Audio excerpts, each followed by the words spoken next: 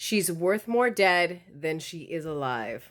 Now, I want to talk about this. I've had this topic sort of on my radar for the last couple of years now because we've seen a lot of horses get to like Grand Prix between the ages of 9 and let's say 12, and then they die.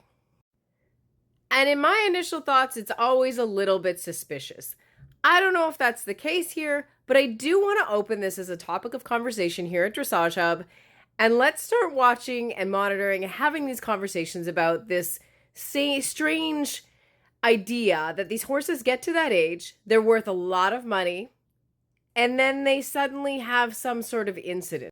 We saw this, I think the earliest case of my memory of seeing this was Matinee, Andreas Helgestrand's horse.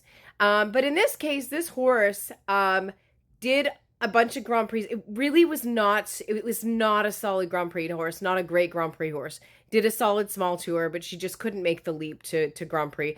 Now, you guys are going to come at me because she did manage to get to Grand Prix in Europe and score 70%, but it was never going to be like a solid contention for a team horse or a really solid Grand Prix horse.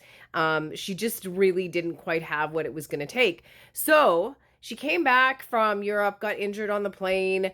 I don't really know. Somebody's saying idiopathic sepsis, I think, was the reason this horse got put down. But I want to talk about this as an overall trend and not necessarily focus on this one specifically. But I think I want you guys to start watching that these horses get to this age, get to this skill level, and suddenly they're worth more dead than they are alive. And we're seeing them all drop off like flies. As usual, let me know your thoughts. Let's talk about it.